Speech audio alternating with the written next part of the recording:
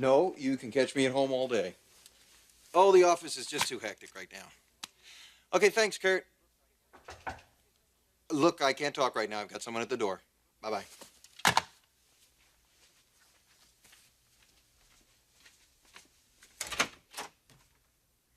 Sheila.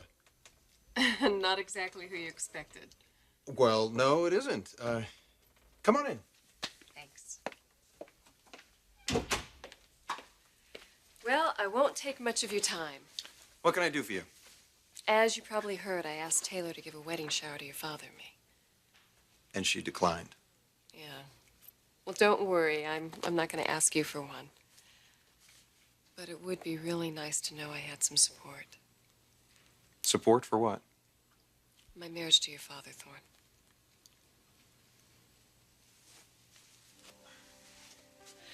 Lately, I feel like I'm surrounded by enemies. Sheila, you're marrying a man who is what? Divorced maybe a month? Obviously, his family is very concerned about him. What, do you think I'm not? No, you're missing the point. My father was really badly hurt this past year. We don't want to see it happening again. It won't. Look, I'm going to be straight with you. I really have major reservations about this marriage.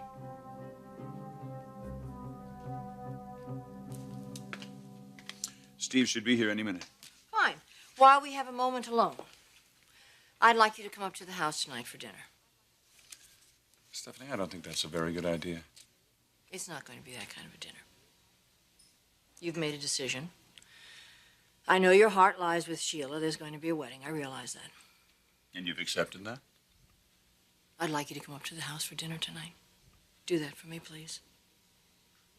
I think it'll be one of the most significant evenings of your life. All right, I'll be there.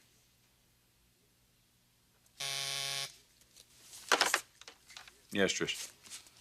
He is. Send him in. Hello, Stephanie. Eric? Hello, Steve. Come on in. Sit up here.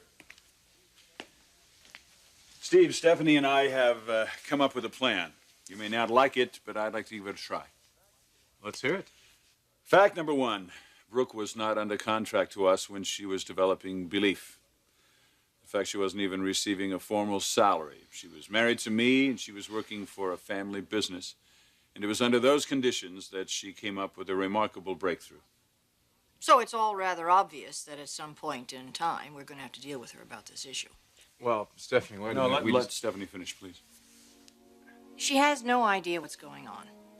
She may never find out. I happen to think that that is highly unlikely. So that means that she's either going to find out on her own, or we're going to have to tell her about it. Where are you going with this? We want to run a test. A test? Yes, on Brooke. We want to find out just how loyal she is to this company.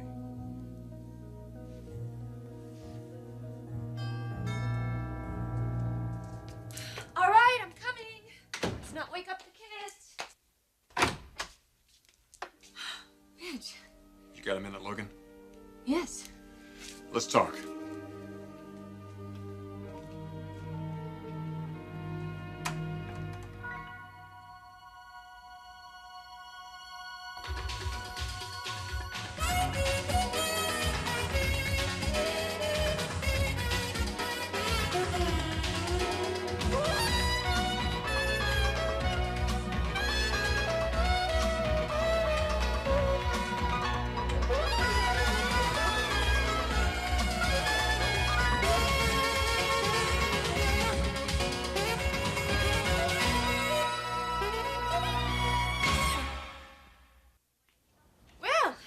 What do we owe this rare honor?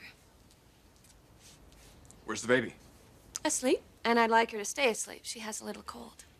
She's seen the doctor, hasn't she? Ridge, it's a cold. It's not viral pneumonia. And a cold can turn into strep or an ear infection. I'd like her to see a doctor. I've already taken her to the doctor. Well, why didn't you just tell me that? Why don't you trust me as a mother? I'm sorry. What's gotten into you lately? You're so incredibly antagonistic, so quick to accuse me. Look, I really didn't come to argue. In fact, I came to smooth things out. Smooth things out. Well, that's an interesting choice of words. I mean, it almost sounds like I'm one of your customers and you're trying not to alienate me.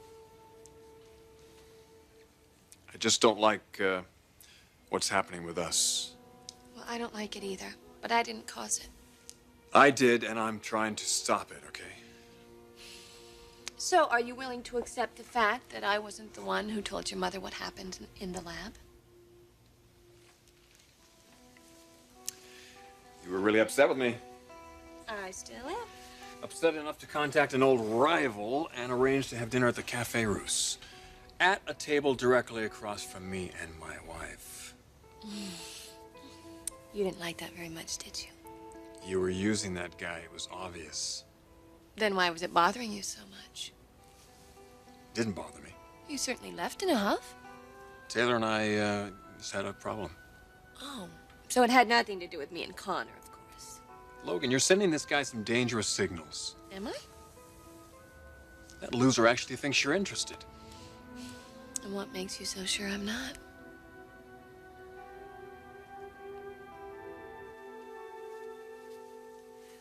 What do you want from me, Thorne? I've tried everything to get close to each and every one of you, and when I do, I'm rejected. Oh, come on, Sheila. You have been around for a couple of months. How many times have you and I talked? Once? Maybe twice? No, Sheila. We barely know you, and yet you're asking for our support for your marriage to Dad. Well, it just doesn't work that way. All right, I've fallen short. I admit that. This whole thing has been so overwhelming for me. Now, I never expected to meet a man like your father, much less fall in love with him. And I do love him. I hope that counts for something, Thorne. I love him, and I'm going to make him very happy.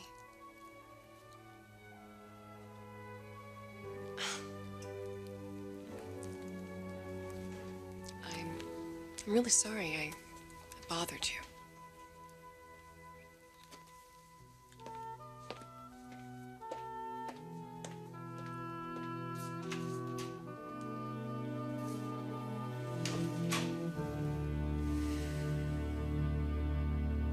You want to test Brooke?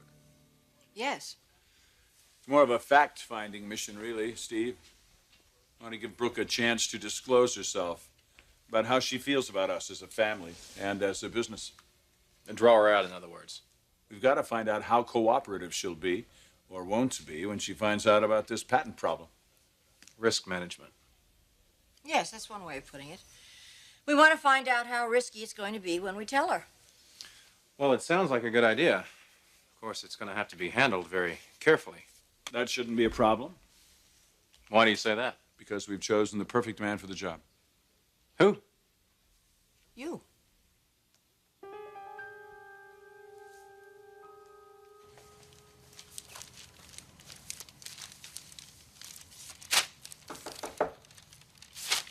Oh, man, this is worse than The Office.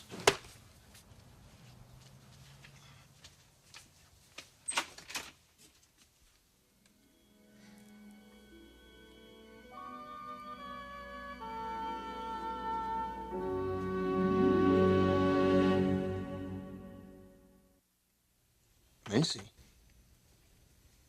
Can I come in?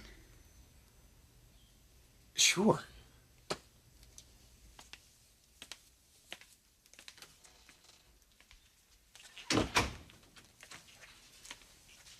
Is there some reason you wanted to see me?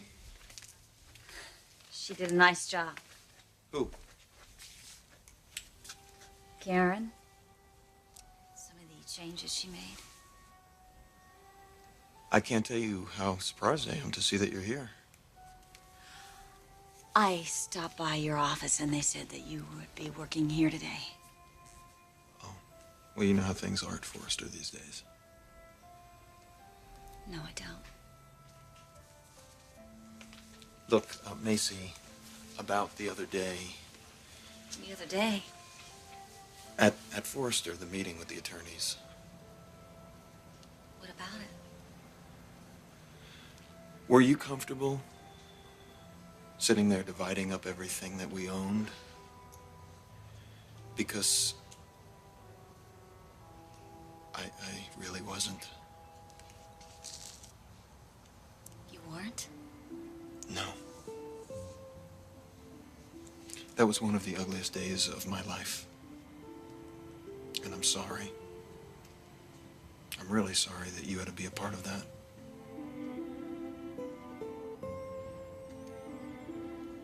You want me to interview Brooke? Yes, a chance meeting somewhere or something. I suppose what would be ideal would be some sort of a social occasion, a party or a chance meeting at a restaurant, you know, that sort of thing. Because we're assuming you can carry this off and that you would indeed be willing to try. Oh, I think it's essential. What we need right now more than anything is objectivity, and frankly, I'm probably the only person involved with this that can be objective about Brooke. So, you're up for this? Well, let's just say that I feel confident in my ability to form a friendship with Brooke. Good. Then we'll count on you. The other side of Steve Crown, then. Yeah, the real Steve Crown. Okay, come on. Thanks for coming by.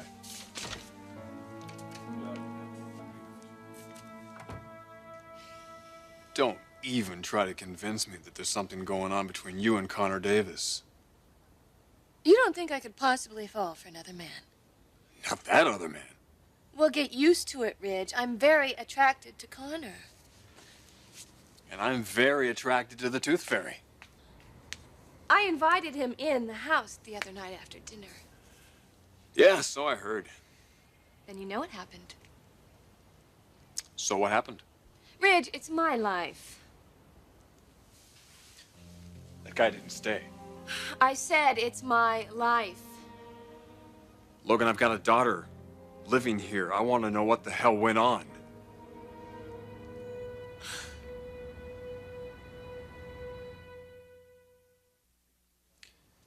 Macy, you've got to believe me when I tell you the last thing I ever wanted to do was hurt you. You do believe that? Yes.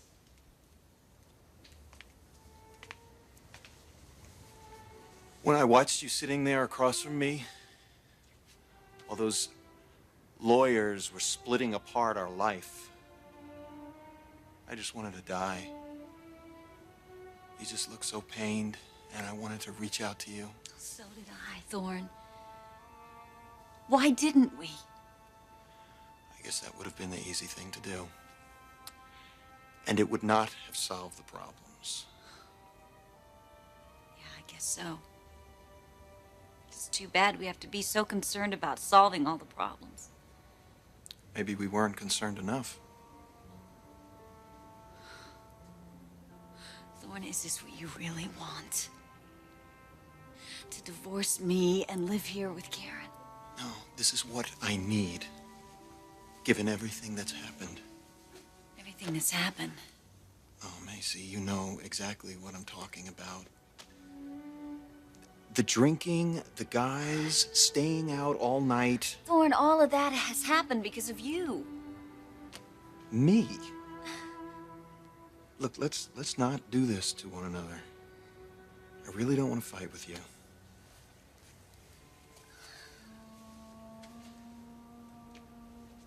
So I guess what you're saying is, as painful as it was, what happened the other day was necessary. I wish to God it hadn't been necessary. But to get a divorce, we had to go through that. Is that what you mean? No. No, what I mean is I wish to God we didn't have to get a divorce. But the way things were going, there's no alternative. So I guess in a way you were right. It's gonna get to this point eventually.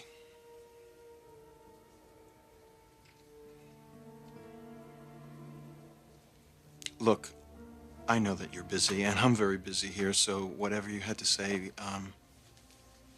is it something in particular? Yeah.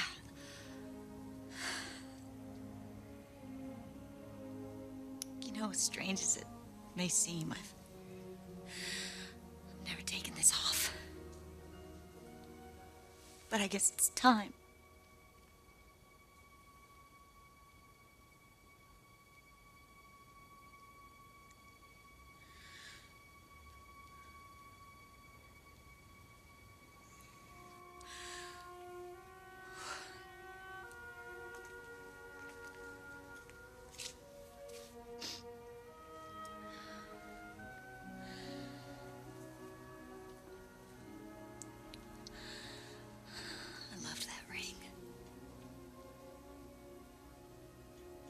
loved you.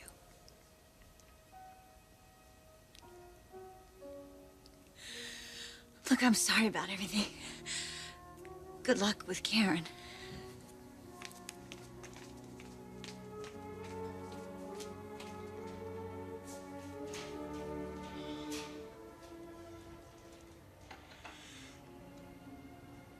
Loved. Past tense.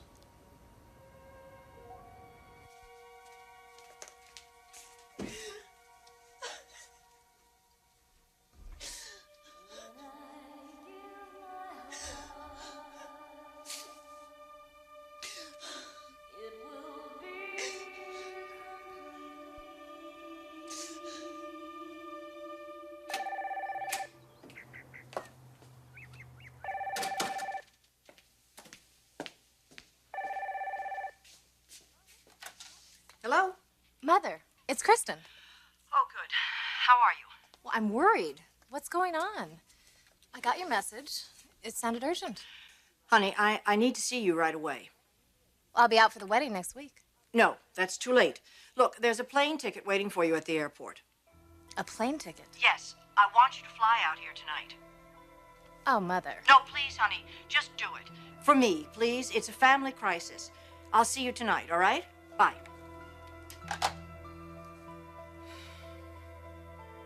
That guy didn't spend the night. That's not what you're saying, though. What I'm saying is that my personal life is none of your business. Your personal life involves a little girl who is my daughter. And I'm her mother, Ridge. I would never do anything to jeopardize her. I am a human being. I need to be loved. You are loved, Logan. By you? Yes, by me. As a dear friend and the mother of my daughter. What about romantically? Can't be that way, and you know it. I don't believe it. And I never will. All I'm saying is that Connor Davis is not the answer for you. You deserve better than that. You could find someone better than that. You don't realize how much it hurts me to hear you say those words.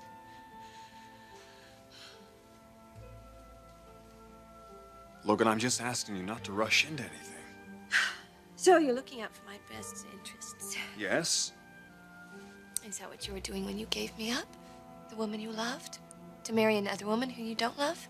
Looking out for my interests? You were thinking about your father, Ridge, not me. Oh, please, let's not get into that now. No, I want to get into it. It's very relevant right now. Eric is marrying Sheila next week. He'll be happy and in love. I'll be forgotten. I'll just be a passing memory. Do you know what that means? That means the whole reason you married Taylor is no longer valid. Because you married Taylor out of loyalty to your father. Because you knew he loved me and wanted me. But he doesn't any longer. Don't you see? That puts us back to square one. No, it doesn't, Brooke. I have a wife. And you also have a daughter. And I'm her mother. You owe it to me, and you owe it to her, and you owe it to yourself. You especially owe it to yourself, Ridge, to do what you want to do. To do those things that we've talked about for years, to be a family. Brooke, that was a dream from so long ago. No, that was just a little over a year ago. No, it had to be longer than that. No, it wasn't. Think back. Ridge, nothing has changed. Yes, you got married. But we share the intimacy of a child.